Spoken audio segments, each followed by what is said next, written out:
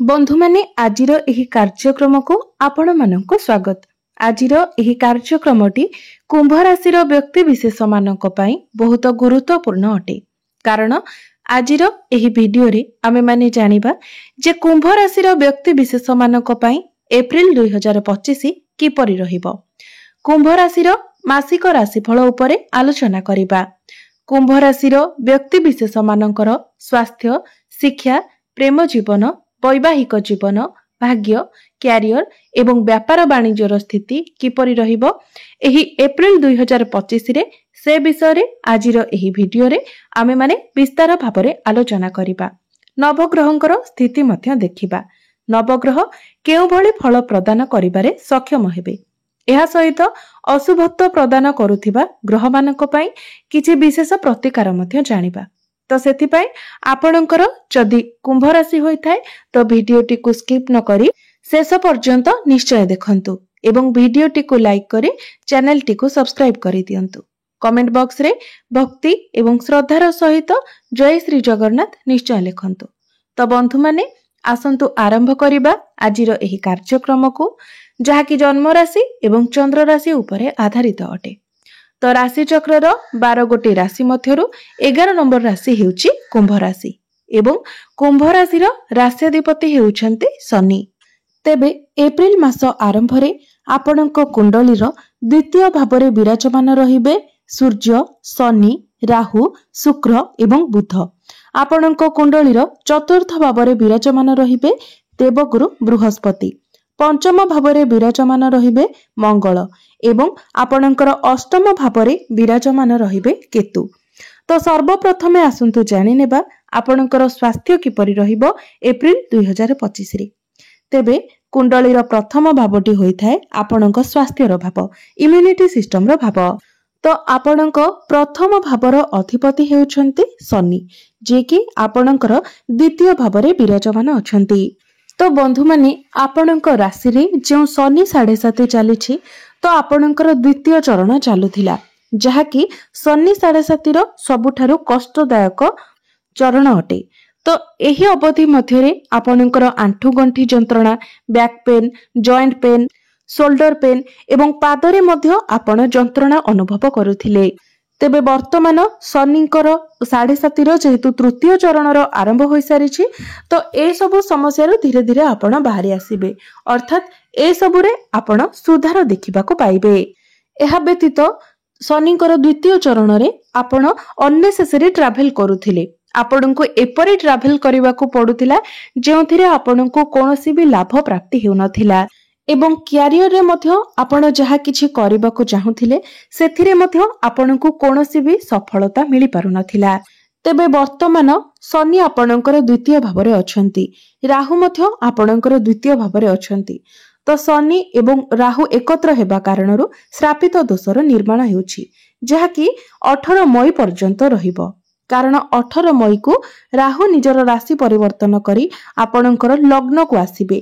तेबे से पर्यंत आपणकर द्वितीय भावरे श्रापित दोषर निर्माण हेउछि। तो 18 मई पर्यंत आपणको आपणक स्वास्थ्यर ध्यान रखिबार अछि। एही समय मध्यरे आपणकर dental issue, throat infection, allergy एभली किछि समस्या आपणकर देखा देई पारे। जोठारे परिवेश दूषित थिबो, पॉल्यूशन थिबो, से जगह को आपण अधिक जांतु नहीं, कारण से भली जगह रे आपणकर स्वास्थ्य प्रति खराब प्रभाव पड़िबो।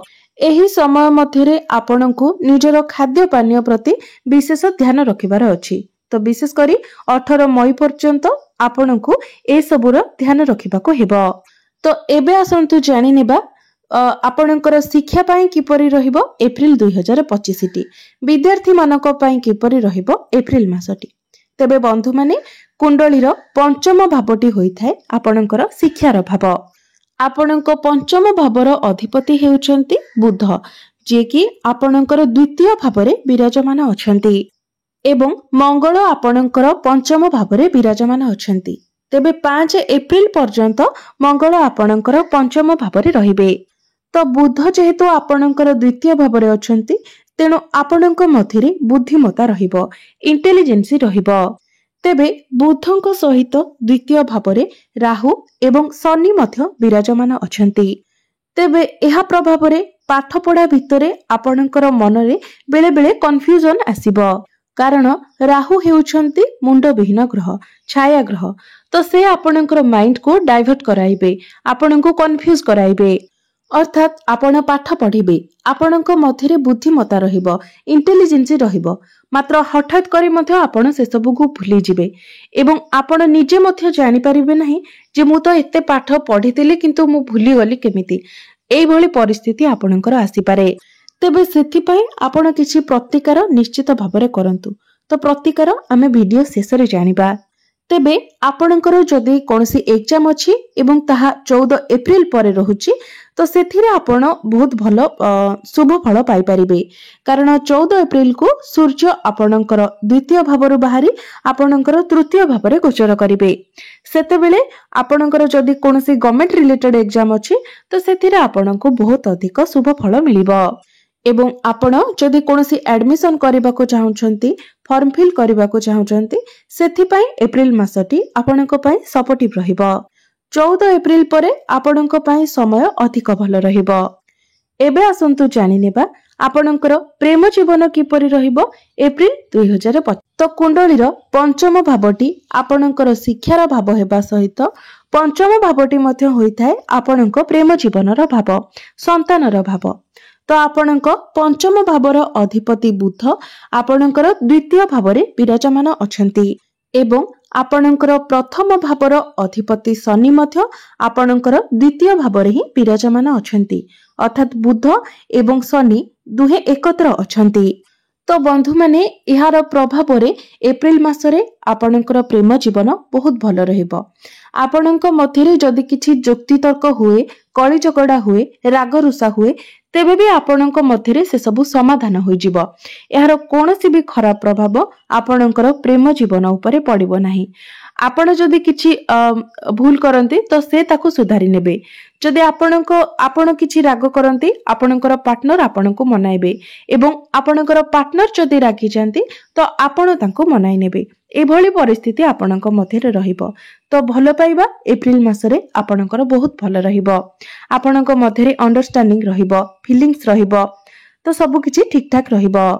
तेबे राहु मध्य जेहेतु शनि एवं बुधଙ୍କ सहित आपणकर द्वितीय भावरे अछंती तो आपणक मन को से कंफ्यूज कराइबे।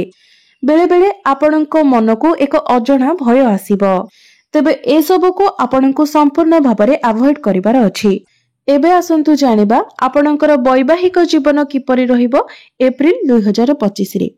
तो कुंडलीर सप्तम भावटी होइथाय आपणक वैवाहिक जीवनर भाव, आपणक जीवन साथीଙ୍କ भाव।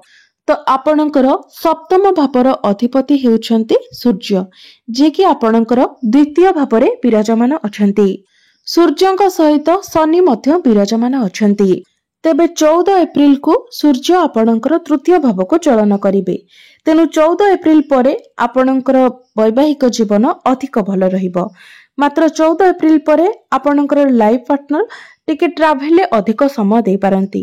से तांकर कैरियर को नेकी अधिक ट्रैवल करि पारंती किंबा तांको उपरे कार्यभार टिके अधिक रहिबो।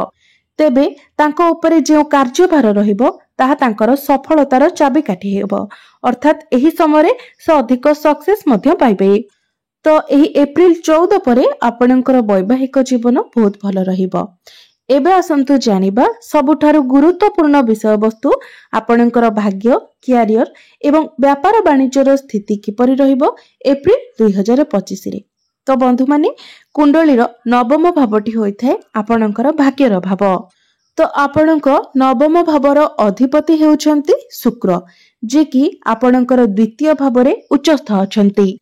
तो जहा फल रे एप्रिल मासरे संपूर्ण रूप रे आपणको आपणक भाग्यर साथ मिलिबो, कारण आपणकर भाग्य भावर अधिपति धन स्थान रे उच्चस्थ अछंती। एहा सहित आपणकर राशिर अधिपति शनिदेव मध्य शुक्रଙ୍କ सहित विराजमान अछंती। तो आपण जेउ कार्य रे भी हाथ देबे निश्चित भाबरे सेथिरे आपणको सफलता मिलिबो। जदि आपण किछि बड़ कार्यर आरंभ करने को चाहूँगी, किछि बड़ डिसीजन नेबा पई चाहूँगी, कोनोसी बड़ इन्वेस्टमेंट करबा पई चाहूँगी, आपणकर कोनोसी मीटिंग किंबा डील रहिछि, आपण किछि बड़ जिनिस किणा किणी करबा को चाहूँगी, तो से सब प्रत्येक कार्य रे आपणको सफलता मिलिबो। तेणु निश्चित भाव में आपण सही कार्य गुडी को करि परिबे। एहा व्यतीत जदि आपण कोनोसी शुभ मांगलिक कार्य करबा को चाहूँगी, तो सेथिरे मध्य आपणको शुभ फल मिलिबो। एबे आसंतु जानिबा आपणकर क्यारियर कार्य क्षेत्र किपरि रहिबो एप्रिल 2025 रे। तो कुंडलीर दशम भावटी होइथाय आपणकर क्यारियर भाव।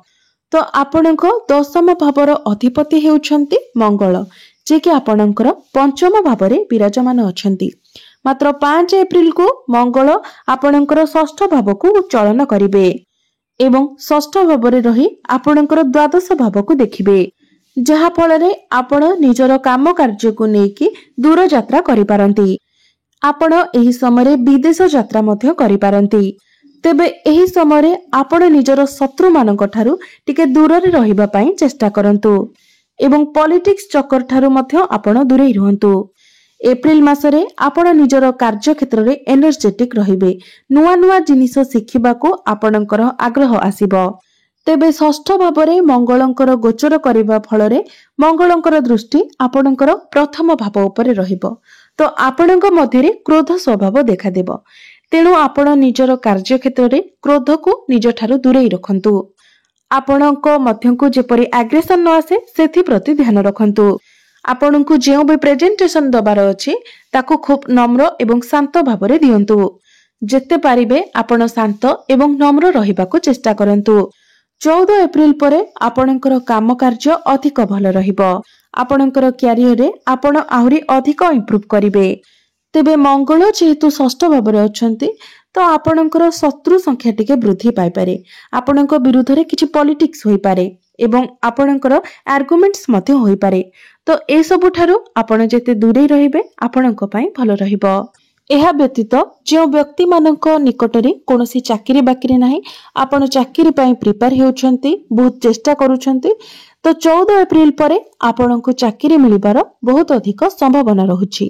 कारण 14 एप्रिल को सूर्य आपणकर तृतीय भाव रे उच्चस्थ होई जिवे, जहा फल रे आपणको चाकरी मिलिबार संपूर्ण संभावना रहुछि।